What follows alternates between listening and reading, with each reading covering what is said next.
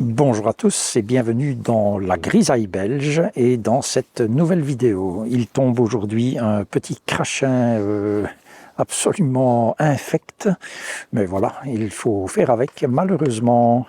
Deuxième épisode de cette série événements que tout le monde attendait, la série événements de 2023 qui parle de mes 3 ans de vie en van. Alors deuxième épisode, je ne sais vraiment pas s'il y en aura un troisième. Je verrai bien s'il y a matière à raconter autre chose. Pour ce deuxième épisode, je vais vous parler plus spécifiquement du véhicule, à savoir ce magnifique Fiat Ducato jaune indéfinissable. Comme je l'ai expliqué il y a 2 ans, ce véhicule, voilà, je ne l'ai pas vraiment choisi, alors que le premier, lui, je l'avais vraiment choisi. C'était un chausson aussi, bien sûr, mais je l'avais vraiment choisi.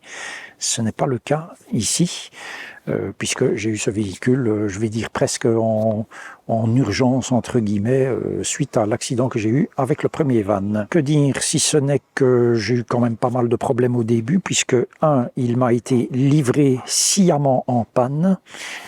Je dis sciemment parce que le concessionnaire aurait très bien pu aller chez Fiat pour régler le problème avant de me le livrer et de me téléphoner en me disant « Écoutez, cher monsieur le van Ulysse, nous sommes sincèrement désolés, mais nous voulons vous livrer un véhicule en parfait état de marche. Et puisqu'il y a un témoin moteur qui est allumé, on va le présenter chez Fiat avant de vous le livrer. » Bon, il n'en a rien été, donc j'ai moi-même été chez Fiat avant même de le ramener chez moi, c'est tout dire, et Fiat l'a gardé pendant 3 jours, puisque le calculateur du réchauffeur AdBlue était défectueux. Donc, il y en a qui m'ont déjà parlé au niveau de l'AdBlue, et ça cristallise, etc. J'ai eu plusieurs véhicules AdBlue, jamais un seul n'a cristallisé, et pour cause, il y a un réchauffeur, puisque l'AdBlue gèle en dessous de -11. Deuxième problème, à 22 000 km, les 2 disques de frein avant ont été remplacés. Voilà. Je n'ai jamais vu de ma vie non plus, pourtant des véhicules, j'en ai déjà eu pas mal. Jamais je n'ai remplacé de disques de frein. Bref, le Duster, qui est juste à côté, qui a 140 000 km, n'a jamais eu de disque de frein remplacé non plus. Et chez Fiat, on aurait voulu me faire croire que c'était une pièce d'usure qui n'était pas prise en garantie. Heureusement, ça a été pris en garantie. J'ai ensuite eu la vanne EGR, si vous vous souvenez. Je vous avais montré une photo, j'essaye de la retrouver. Donc elle était entièrement bouchée, pareil à très peu de kilomètres, 24-25 000 km. Cette vanne était entièrement encrassée. Depuis lors, on m'a conseillé de mettre du Total Excellium, chose que je fais malgré que ça soit plus cher. Pour le moment, en tout cas, on est à 45 000 km, je n'ai plus de soucis. N'empêche que on doit pouvoir rouler avec le diesel qu'on trouve dans n'importe quelle station. Je suis désolé, donc voilà, qu'est-ce qui s'est passé? Je n'en sais rien. Et qu'est-ce qu'on a eu d'autre comme problème au niveau Fiat? Je crois que c'est à peu près tout. Et j'ai eu également une panne du Truma, donc je vous remets le lien ici en haut. Ça a été réparé, donc le brûleur a été remplacé entièrement, donc le crayon de préchauffage et le brûleur. En fait, c'est le crayon de préchauffage qui était défectueux, sauf qu'il était soudé dans le brûleur. Donc la réparation s'est faite sous garantie. Il y en avait quand même pour plus de 1 000 € pour le brûleur, alors que c'est une bête pièce à la con, entre guillemets, mais bon, voilà, c'est comme ça. Au rayon des soucis que j'ai eu tout au début du van, j'allais oublier bien évidemment le lanterneau. Par 2 fois, il a pris l'eau à 15 jours d'intervalle. Ils ont fait une première réparation qui manifestement n'était pas top, et la fois suivante, là le véhicule est resté 1 ou 2 jours chez eux, et ils ont refait ça convenablement. Pour le moment, je n'ai plus de soucis.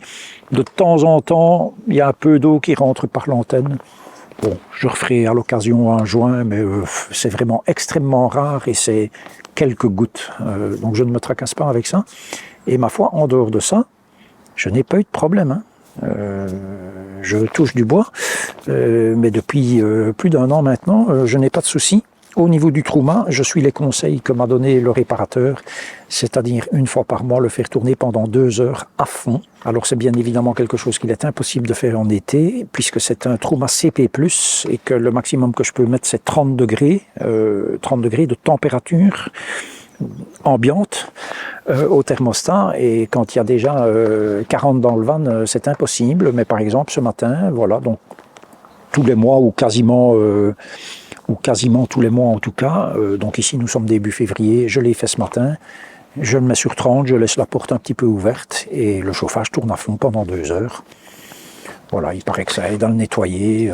Bon, moi je suis les conseils qu'on m'a donnés, ça me coûte un peu de carburant évidemment, mais au moins je suis tranquille. Au rayon des modifications, la première que vous avez sans doute remarqué, c'est qu'il n'y a plus de chaussons ici. Alors ça, c'est Stéphane qui m'a aidé à monter le panneau solaire, qui m'a dit « Oh, mais il tient pas ton truc ». Et effectivement, il ne tenait quasiment pas. Et boum, il est tombé par terre. J'avais dit que je me ferais quelque chose en 3D. Il n'en a rien été jusque maintenant, parce que j'ai pas le temps. Là au-dessus, sur le pavillon, tout ce qui était marquage chausson a disparu. Autre modification, le chausson là, je ne sais pas l'enlever parce qu'il est imprimé dans cette garniture là. Donc je l'ai couvert avec une création de mon cru. Voilà, comme vous le voyez, ça commence à se décoller un petit peu au-dessus, mais bon, ça c'est vraiment pas dramatique. On s'en fiche un petit peu. Alors vous voyez que le van est crasseux, mais quand je dis crasseux, c'est répugnant de crasse. Ben pour la bonne et simple raison que les routes en Belgique sont ce qu'elles sont, sales, boueuses, enfin c'est répugnant. Je ne vous dis pas la quantité de boue qu'il y avait sur le marchepied, voilà. Et je vais nettoyer ça, soit aujourd'hui, soit demain. Tant que je suis ici, je fais une parenthèse sur les modifications que j'ai apportées au van pour vous parler de l'intérieur et de l'espace disponible. On se retrouve à l'intérieur.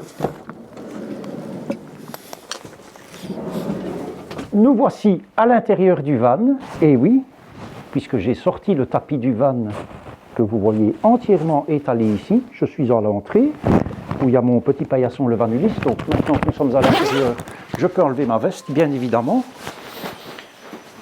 que je vais nonchalamment jeter là, voilà.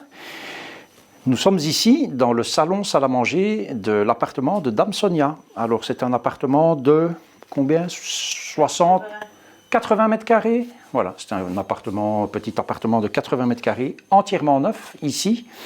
Donc très moderne, question chauffage. Et je suis dans la salle à manger salon qui fait 5 mètres 40 sur 3 mètres 60. Le tapis représente bien la surface sur laquelle je peux marcher dans le van. Quand je suis ici à l'entrée, j'ai de ce côté-là le siège passager, j'ai ici plus ou moins le siège conducteur, j'ai la dinette, enfin la table, d'accord. Je recule, j'ai le bloc cuisine qui est juste ici en fait, qui va jusque là. À partir de là, j'ai la penderie et puis le frigo ici. Donc la porte latérale, elle est là. Et son ouverture, c'est grosso modo jusque là. Hein. Voilà. Au-delà de ce petit... Donc la banquette arrive jusqu'au coin là. Et au-delà, j'ai la salle de bain, ici. Donc sur cette longueur-là, que vous voyez là, j'ai la salle de bain. Et puis ben, au-delà, c'est fini. Là en dessous, c'est la soute. Et là, c'est le lit. Donc je peux marcher sur cette surface-là. Ce qui veut dire que si je veux faire les 100 pas, 1, 2, 3, 4, 5, 6. Vous voyez que je dois me retourner quand même un nombre de fois assez considérable. Voilà par rapport à une pièce d'un petit appartement, l'espace. Alors, ce n'est pas le volume qui est à ma disposition, hein, évidemment, puisque le volume, c'est 2 mètres de large. J'ai la table là, la cuisine, etc., comme je vous ai expliqué. Mais l'espace sur lequel je peux marcher dans le van, vous le voyez ici. Alors, quand vous voyez le véhicule de l'extérieur, vous dites ah oui, même des camping-cars bien plus grands que le mien, si vous prenez un 7 mètres de long par exemple, ça n'est jamais qu'un mètre en plus que le mien. Ils ont en général 20 à 30 cm de largeur en plus. Mais vous voyez que l'espace à disposition pour marcher n'est quand même pas gigantesque. Point de vue hauteur, je ne me plains pas. Moi, je mesure 1,86 m et ça se passe, ma foi, pas trop mal. J'arrive vraiment juste à ras. Voilà, je ressors.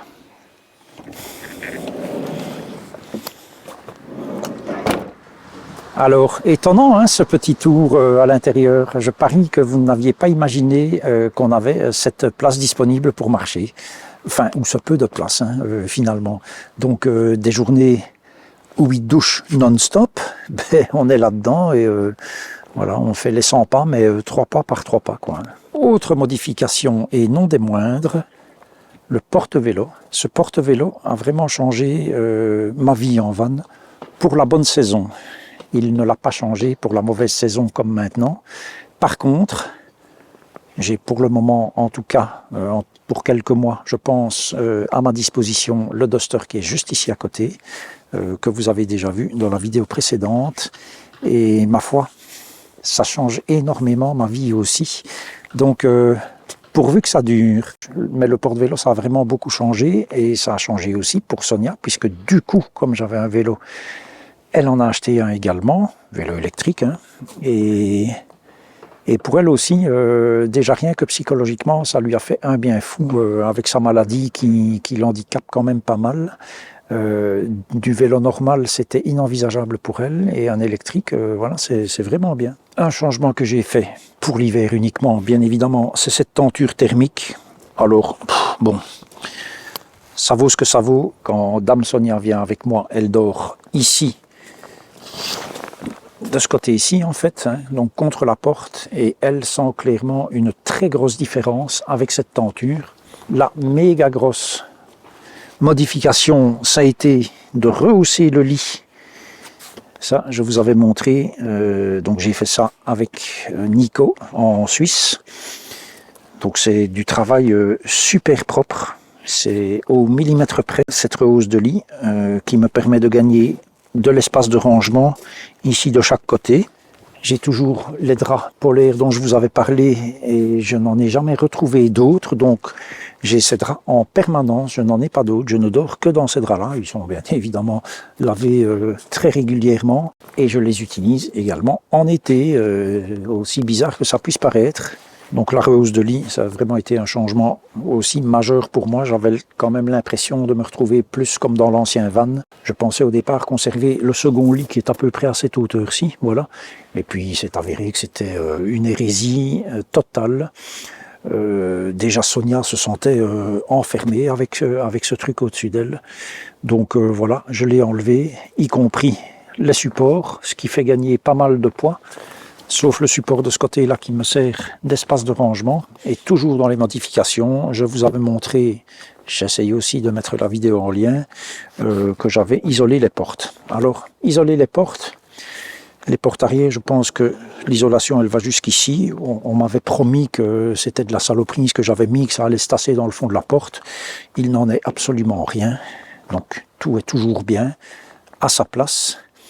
Alors, évidemment, isoler ça, sans isoler tout ce qu'il y a là, tout ce qu'il y a autour, bon, ce n'est qu'un pis-aller, mais je pense qu'il y a quand même une différence, notamment de vitesse de refroidissement de la soute.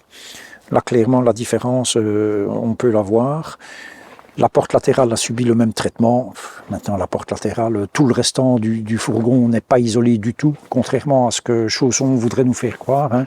Leur fameux Van Protection System, là, ou Van Protection System pour le prononcer à l'anglaise, bon, c'est aussi une belle arnaque qui vous dit que c'est tellement formidable que ça réchauffe l'habitacle de moins 20 à 15 degrés en moins de 4 heures.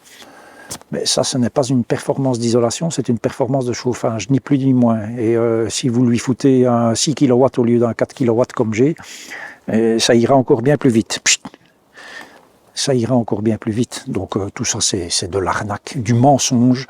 Une performance d'isolation, ça se mesure en sens inverse. Vous avez votre véhicule à 20 degrés, vous le mettez dans un frigo sans chauffage et vous regardez en combien de temps ça descend à 0, par exemple. Voilà, ici je peux vous dire, quand il fait moins 10 dehors, la chute de température, c'est au minimum 1 degré par 20 minutes. Donc c'est énorme, hein. Ça descend très très vite, hein, et ça descend même plus vite que ça. Hein. S'il y a un petit peu de vent, ça descend beaucoup plus vite que ça. Voilà pour les modifs de ce côté ici. Alors ce fourgon aménagé est loin d'être parfait, très probablement. comme le sont, à mon avis, la plupart des camping-cars, puisque je pense que les gens qui conçoivent ces véhicules ne les utilisent jamais. Ceux qui les fabriquent, à mon avis, probablement pas non plus, tellement les malfaçons sont nombreuses déjà en sortie d'usine. C'est en tout cas ce que le concessionnaire m'avait dit. Il y a des trucs qui sont extrêmement mal pensés, comme cette penderie qui mesure royalement ça. Donc c'est très bien pour pendre des layettes de bébé. Mais mes chemises, il manque ça de haut, hein. Donc les chemises, c'est tout chiffonné. Ben bon, voilà, c'est pas dramatique, hein. On n'est pas dans une maison, on n'est pas non plus dans un hôtel de grand luxe. Donc on apprend à faire avec tous ces petits défauts. Je le répète depuis maintenant de nombreux mois, je n'ai plus eu le moindre problème. Outre toutes les modifications que je vous ai montrées, il y a aussi toutes les modifications intérieures. Je pense notamment à l'éclairage, une remplette de 5 mètres à l'arrière, une remplette ici à l'avant, qui consomme moins que l'éclairage d'origine. Je regrette que comme chez Adria, vous me direz Adria c'est un autre prix, mais je regrette que comme chez Adria, on n'ait pas un rhéostat pour régler l'intensité, parce que ceci c'est l'éclairage d'origine du van par exemple, et franchement moi je le trouve très beau, très réussi. Dommage qu'on n'a pas un rhéostat. Alors est-ce qu'il est possible d'en rajouter un? Je présume que oui, mais bon, voilà. Que dire d'autre au niveau des modifications? Ben, un porte rouleau d'essuie-tout. Enfin, c'est quand même la base, quoi. Dans une cuisine, on a besoin quand même, surtout dans un fourgon aménagé ou dans un camping-car, on a besoin d'essuie-tout. Donc voilà, moi j'ai fait finalement un système en impression 3D qui n'est pas collé du tout, et comme l'armoire est un petit peu en trapèze, je l'avais expliqué dans la vidéo qui montrait cela, comme l'armoire est un petit peu en trapèze, en tout cas d'un côté, donc il y a un côté qui est droit, l'autre est comme ça, le support que j'ai fait, ben, à un moment donné il descend et puis il ne peut pas aller plus bas, quoi. Ah bon, si on force, forcément il va ressortir, hein, parce que ça tient sur 2-3 mm de chaque côté à peine. Mais voilà, ce système n'a pas bougé d'un millipoil depuis maintenant plusieurs semaines que je l'ai mis. Quoi d'autre? Bien évidemment les supports que j'ai fait à l'arrière dans la chambre, parce qu'il y a un manque d'armoire évident. Pour ce fourgon qui est théoriquement prévu pour 4 personnes, je ne sais pas où on range les affaires, hein. Dans la soute, oui, mais alors on ne met plus rien d'autre, quoi. Donc j'ai rajouté des étagères, j'ai fait un support pour les drones, j'ai fait un support pour l'armoire, parce que vous avez de belles grandes armoires. Mais là-dedans, il y a plein de places que vous ne pouvez pas utiliser, à moins d'avoir des flacons qui mesurent 30 ou 40 cm de haut. Donc j'ai fait en découpe laser, je vous avais montré ça pour l'armoire de la salle de bain, pour ranger les petites boîtes de médicaments, etc. Et également le fameux support pour les minutes soupe Roico, Monsieur Roico, l'inventeur de la soupe évidemment. Et puis voilà, ma foi, j'ai façonné l'intérieur de ce véhicule, et je pense que beaucoup de gens font pareil. À des degrés divers, j'ai façonné l'intérieur de ce véhicule pour qu'il corresponde le mieux à mes besoins. Et ma foi, depuis 3 ans, je m'y suis fait. C'est mon petit chez-moi dans lequel je peux faire les 6 pas, on va pas dire les 100 pas, on va dire les 6 pas, 3 pas dans un sens, 3 pas dans l'autre. J'ai aussi, ça vous avez déjà vu, mon écran d'ordinateur. Donc ce n'est pas une télé, je ne regarde plus la TV depuis 5 ans, ça ne m'intéresse pas, toute la propagande qu'on entend maintenant, je m'informe par d'autres voies. Et j'ai cet écran télé pour regarder, eh bien ce soir par exemple, Black Panther, puisque mon fils a un abonnement Disney+, que l'on partage à 3 personnes, et donc qu'on partage les frais aussi évidemment. Et donc ce soir je vais regarder Black Panther, celui qui vient de sortir maintenant. Et puisque je parle de films que je vais regarder ce soir, je vais vous donner mon conseil cinéma, mon conseil film, comme je l'ai fait à la vidéo précédente. Et aujourd'hui je vais vous conseiller par exemple Tu ne tueras point. Hacksaw Ridge, le titre en anglais, c'est un film de Mel Gibson, absolument sensationnel. C'est une histoire vraie, on voit les 2 protagonistes principaux d'ailleurs, qui sont maintenant très vieux bien sûr, on les voit à la fin du film, une interview qu'ils ont donnée au moment où le film est sorti, cette interview est à la fin du film, ce film est splendide, mais splendide à tout point de vue, ça raconte l'histoire d'un jeune garçon qui pendant la guerre veut servir son pays, mais ne veut pas porter les armes, mais il ne veut pas non plus être objecteur de conscience, donc il veut réellement servir. Et je ne vous en dis pas plus, mais c'est un film exceptionnel, absolument exceptionnel. Tu ne tueras point, en français, Hacksaw Ridge en anglais. Il est disponible sur, je ne sais pas quelle plateforme, je chercherai et je le marquerai ici en dessous. Je me demande si c'est pas Netflix. Voilà. Cette vidéo est maintenant terminée. Je vous dis à la prochaine et d'ici là, prenez grand soin de vous. Tagazou, poète poète.